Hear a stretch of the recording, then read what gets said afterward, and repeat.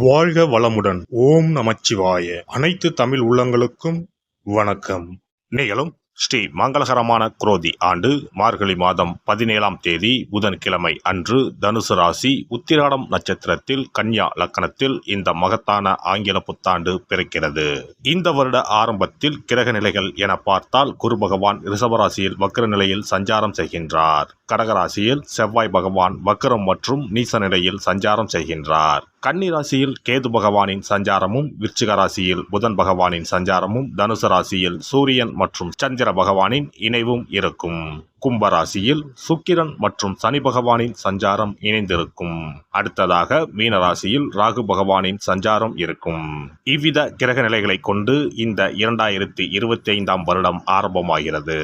இந்த புத்தாண்டில் சனி பெயர்ச்சி, குரு பெயர்ச்சி, ராகு கேது பெயர்ச்சி என முக்கிய கிரகங்களின் பெயர்ச்சிகள் நடைபெற உள்ளது. இதன் காரணமாக சில ராசிக்காரர்களுக்கு குடும்பம், வேலை, தொழில் என அனைத்து விதத்திலும் முன்னேற்றம் ஏற்பட வாய்ப்புள்ளது. பிப்ரவரி 4ஆம் தேதி குரு பகவான் ரிஷபராசியில் வக்ர நிவர்த்தி அடைகிறார். மார்ச் 29ஆம் தேதி சனி பெயர்ச்சி நடைபெற உள்ளது. சனி பகவான் கும்பராசியில் இருந்து மீனராசிக்கு இடப்பெயர்ச்சி ஆகின்றார். மே மாதம் 14ஆம் தேதி குரு பகவான் ரிஷபராசியில் இருந்து மிதுன ராசிக்கு இடப்பெயர்ச்சி ஆகின்றார். மே மாதம் 18ஆம் தேதி ராகு கேது பெயர்ச்சி நடைபெறும். ராகு பகவான் கும்பராசிக்கும் கேது பகவான் சிம்மராசிக்கும் இடப்பெயர்ச்சி ஆகின்றனர். இந்த கிரக அமைப்பு மற்றும் பெயர்ச்சியினால் உங்கள் வாழ்வில் ஏற்பட போகும் சுபபலன் என்ன என்பதனையும், அசுப பலன் ஏற்படுமாயின் ராசிக்காரர்கள் செய்ய வேண்டிய பரிகாரம் என்ன, வழிபட வேண்டிய தெய்வம் யார் என்பதனை பற்றியும் விரிவாக காண்போம். பிறக்க போகும் இந்த ஆங்கில புத்தாண்டு உங்கள் வாழ்வில் வளமும் நலமும் செல்வ செழிப்பும் பெற்று வாழ்வில் உயரிய நிலையை அடைய எல்லாம் வல்ல எம்பெருமானை வேண்டி விரும்பி கேட்டுக்கொள்கிறேன். துலாம் ராசி அன்பர்களே, உங்களுடைய ராசிக்கு 6ஆம் வீடான எதிரி, போட்டி, பொறாமை, கடன், வைத்திய செலவு ஆகிய ஸ்தானத்தில் ராகு பகவான் 2025ஆம் ஆண்டு மே மாதம் வரைக்கும் பயணம் செய்வதால் கடன் அடைபடும். தீராத நோய்கள் தீரும். பிரச்சனைகள் அனைத்தும் முடிவுக்கு வரும். போட்டி பொறாமைகள் நீங்கும். தொழில் முயற்சிகள் கைகூடும். படித்து முடித்து வேலை தேடுபவர்களுக்கு நல்ல வேலை அமையும். பதவி உயர்வு கிடைக்கும். 2025ஆம் ஆண்டு மே மாதத்திற்கு பிறகு வருமானம் அதிகரிக்கும். காரணம், கேது பகவான் லாபஸ்தானத்திற்கு செல்ல போகிறார். குரு பகவானின் பார்வையும் உங்கள் ராசிக்கு கிடைக்கப் போவது கூடுதல் சிறப்பு. அஷ்டம குருவினால் கஷ்டங்களை அனுபவித்த துலாம் ராசிக்காரர்கள் பாக்கியஸ்தான குரு மற்றும் லாப கேதுவினால் மன நிம்மதி, மகிழ்ச்சியை அனுபவிக்கப் போகிறீர்கள். மனதிற்கு நெருக்கமானவர்களால் புதிய அனுபவம் உண்டாகும். மனதை குழப்பிய சில விஷயங்களுக்கு தெளிவு பிறக்கும். மறைமுக எதிர்ப்புகளை வெற்றி கொள்வீர்கள். வியாபாரத்தில் புதிய வியூகங்கள் கை கொடுக்கும். வெளியூர் பயணங்களின் மூலம் ஆதாயம் உண்டாகும். உடல் தோற்ற பொலிவில் சில மாற்றங்கள் ஏற்படும். வருமான ஆதாரங்களை மேம்படுத்துவீர்கள். கனிவான பேச்சுக்களால் அனுகூலமான சூழல் உண்டாகும். புதிய நபர்களின் ஒத்துழைப்பு கிடைக்கும். புதிய பயிற்சிகளில் ஆர்வத்துடன் கலந்து கொள்வீர்கள். ஆன்மீக சுற்றுலா செல்வதற்கான சில வாய்ப்புகள் ஏற்படும். எதிர்பாராத சில வரவுகள் உண்டாகும். கற்பனைகளை விட காரியங்களில் ஈடுபடுவது மேன்மையை ஏற்படுத்தும். பொறுப்பான சில காரியங்களின் மூலம் மதிப்பு மேம்படும். இளைய சகோதரிடம் இருந்து வந்த கருத்து வேறுபாடுகள் நீங்கும். நீண்ட நாட்களாக எதிர்பார்த்த மகிழ்ச்சியான செய்திகள் கிடைக்கும். வழக்கு சார்ந்த விஷயங்களில் திடீர் திருப்பங்கள் உண்டாகும். அரசு தொடர்பான உதவிகள் கிடைக்கும். கமிஷன் சார்ந்த வியாபாரம் கை கொடுக்கும். உடல் ஆரோக்கியத்தை பொறுத்தவரை சிறப்பாக இருக்கும். நீண்ட நேரம் கண் விழிப்பது மற்றும் கைபேசி பார்ப்பதை குறைத்துக் கொள்ளவும். பற்கள் மற்றும் இடுப்பு வலி சார்ந்த பிரச்சனைகள் குறையும். நார்ச்சத்து மிகுந்த உணவுகளை அதிகம் எடுத்துக்கொள்வது நன்மையை தரும். பெண்களை பொறுத்தவரை கனிவான பேச்சுக்கள் நல்ல மதிப்பை உருவாக்கி கொடுக்கும். குடும்பத்தில் ஒத்துழைப்பு அதிகரிக்கும். பொன் பொருட்கள் மீது ஆர்வம் ஏற்படும். புதிய வீடு மற்றும் மனை வாங்குவது சார்ந்த எண்ணங்கள் கைகூடி வரும். மனதளவில் இருந்து வந்த குழப்பங்கள் நீங்கி தெளிவு பிறக்கும். புதிய முயற்சிகளில் மாறுபட்ட அனுபவம் ஏற்படும். மூத்த உடன்பிறப்புகளிடம் சூழ்நிலைக்கு ஏற்ப அனுசரித்து செல்வது நன்மையை தரும். மாணவர்களுக்கு கல்வியில் மாற்றமான வாய்ப்புகளும் சூழ்நிலைகளும் ஏற்படும். திறமைகளை வெளிப்படுத்துவதற்கான வாய்ப்புகள் அமையும். போட்டிகளில் ஆர்வத்துடன் கலந்து கொள்வீர்கள். வெளியூர் மற்றும் வெளிநாடு சென்று படிப்பதற்கான உதவிகள் கிடைக்கும். புதுவிதமான கல்வி சார்ந்த துறைகளில் ஈர்ப்பு உண்டாகும். பணிபுரிவோருக்கு உத்தியோக பணிகளில் தனித்திறமைகளை வெளிப்படுத்துவீர்கள். நவீன தொழில்நுட்பங்களால் ஆதாயம் அடைவீர்கள்.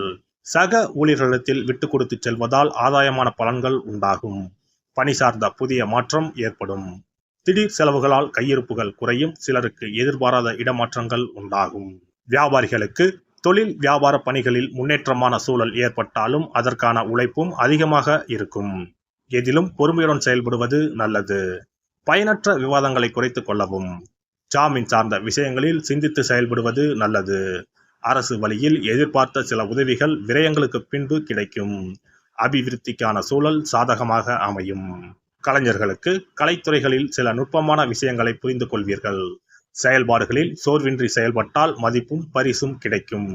எதிர்பார்த்த வரவுகளில் ஏற்ற இறக்கம் உண்டாகும். விலகிச் சென்றவர்களை பற்றிய சிந்தனைகள் தோன்றி மறையும். மூத்த கலைஞர்களுடன் அனுசரித்து செல்லவும். ஆரோக்கியம் சார்ந்த செயல்களில் கவனம் வேண்டும். நண்பர்களின் வழியில் புதிய வாய்ப்புகள் கிடைக்கும். அலைபாயும் சிந்தனைகளால் சில குழப்பம் தோன்றி மறையும். அரசியல்வாதிகள் கட்சி பணிகளில் பொறுப்புடன் செயல்பட்டால் முன்னேற்றமான வாய்ப்புகளை ஏற்படுத்திக் கொள்ள முடியும். எதிர்பாராத சில பயணங்களால் அலைச்சல்கள் உண்டாகும். இருப்பினும் அதற்கான ஆதாரங்கள் பின்னாளில் கிடைக்கும். பலதரப்பட்ட மக்களின் அறிமுகம் ஏற்படும். செவ்வாய்க்கிழமை தோறும் நல்லெண்ணெய் தீபம் ஏற்றி முருகப்பெருமானை வழிபாடு செய்து வர முயற்சிகளில் இருந்து வந்த தடைகள் விலகும். சுபகாரிய எண்ணங்கள் கைகூடும். சிறப்பு தொகுப்பு. 2025ஆம் ஆண்டு சிறப்பாக அமைய புத்தாண்டு அன்று இதை மட்டும் செய்தால் போதும். 2025ஆம் ஆண்டு புத்தாண்டை வரவேற்க அனைவரும் ஆவலாக காத்திருக்கிறோம். ஆனால் அதற்கு முன்பு 2024ஆம் ஆண்டிற்கு நன்றி சொல்லி விடை கொடுப்பதும் மிகவும் முக்கியமானதாகும். இந்த ஆண்டில் கிடைத்த நல்ல விஷயங்களுக்கு நன்றி சொல்வதுடன் கிடைக்காமல் போன விஷயங்களுக்கும் சேர்த்து நன்றி சொல்ல வேண்டும். இதனால் பிறக்கப் போகும் புதிய ஆண்டில் அவைகள் இன்னும் சிறப்பாக நமக்கு நடப்பதற்கு வழிவகுக்கும். 2025ஆம் ஆண்டிற்கான காலண்டர் வாங்குவதற்கு முன் அதில் வேறு எந்த நிறுவனத்தின் பெயரோ எதுவும் இல்லாததாக பார்த்து வாங்கி வீட்டில் வைக்க வேண்டும். குறிப்பாக மகாலட்சுமி, வராகி அம்மன் படத்துடன் இருக்கும் காலண்டரை வாங்கி வீட்டில் வைப்பது நல்லது. இது தவிர புத்தாண்டு நாளன்று எந்த மாதிரி விஷயங்களை செய்தால் வரப்போகும் ஆண்டு நமக்கு சிறப்பான ஆண்டாக அமையும் என்பதை நாம் தெரிந்து கொள்ளலாம். ஒவ்வொரு ஆண்டும் ஆங்கில புத்தாண்டோ அல்லது தமிழ் புத்தாண்டோ எதுவாக இருந்தாலும் சரி, பிறக்கப் போகும் புதிய ஆண்டு சிறப்பாக இருக்க வேண்டும். இந்த ஆண்டிலாவது நம்முடைய கஷ்டங்கள் தீர வேண்டும் அல்லது நினைத்த காரியம் கைகூட வேண்டும் என்று அனைவரும் நினைப்பதுண்டு. ஆண்டு முழுவதும் நல்லபடியாக அமைய புத்தாண்டு அன்று நாம் சில விஷயங்களை மேற்கொள்ள வேண்டியது ரொம்ப முக்கியம். இதனால் புதிய ஆண்டு உங்களுக்கு ஆரோக்கியம், சந்தோஷம், செல்வ வளம் நிறைந்த ஆண்டாக அமையும். புத்தாண்டு அன்று காலையில் எழுந்தவுடனேயே நாம் குளித்து விடுவோம். அப்படி நாம் குளிப்பதற்கு முன் குளிக்கின்ற நீரில் 3 முக்கியமான பொருட்களை சேர்ப்பது மிகவும் நல்லது. அந்த தண்ணீரில் முதலில் சிறிது கல்லுப்பை சேர்க்க வேண்டும். கல்லுப்பு நமக்கு இருக்கும் கண்திஷ்டி, எதிர்மறை ஆற்றல்கள் ஆகியவற்றை அகற்றிவிடும். அடுத்ததாக சிறிது மஞ்சள் தூளை அதில் சேர்க்க வேண்டும். இதுவும் எதிர்மறை ஆற்றல்களை நீக்கி வாழ்வில் மங்களங்களை நிறைய செய்யும். மூன்றாவதாக சிறிது சுத்தமான பாலை சேர்க்க வேண்டும். அது பசும்பாலாக இருப்பது மிகவும் சிறப்பானது. இவை மூன்றுமே மகாலட்சுமியின் அம்சமானவை என்பதால் இவற்றை நீரில் கலந்து குளித்தால் அந்த ஆண்டு முழுவதும் நமக்கு மகாலட்சுமியின் கடாட்சம் கிடைக்கும். அடுத்ததாக புத்தாண்டு அன்று காலையில் வீட்டின் வாசலில் சிறிதளவு மஞ்சள் தடவி அதன் மீது அரிசி மாவில் கோலமிட வேண்டும். அதன் மீது ஒரு அகலில் மஞ்சள் நிற திரியிட்டு நெய் விட்டு தீபம் ஏற்ற வேண்டும்.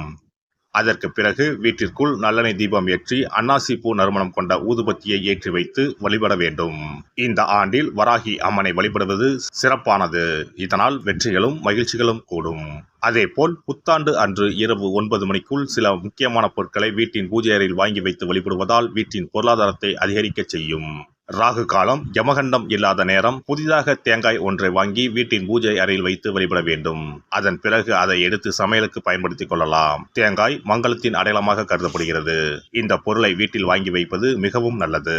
அதோடு மயிலிறகை தேவஸ்தான கடைகளில் போய் வாங்கி கொண்டு வந்து வீட்டில் வைக்கலாம். முருகப்பெருமானின் வாகனமாக இருக்கக்கூடிய மயிலின் இறகை வீட்டில் வைப்பதால் நேர்மறை ஆற்றல்கள் பெருகும்.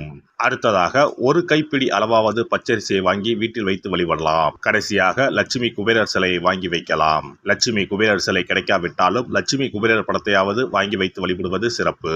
இதனால் ஆண்டு முழுவதும் வீட்டில் செல்வம் பெருகிக் கொண்டே இருக்கும். எல்லாம் வல்ல இறையருளால் நீங்களும் உங்கள் அன்பு குடும்பமும் உடல் நலம், நீலாயுள், நிறை செல்வம், உயர் புகழ், மெய்ஞானம் ஓங்கி வாழ்க வளமுடன்.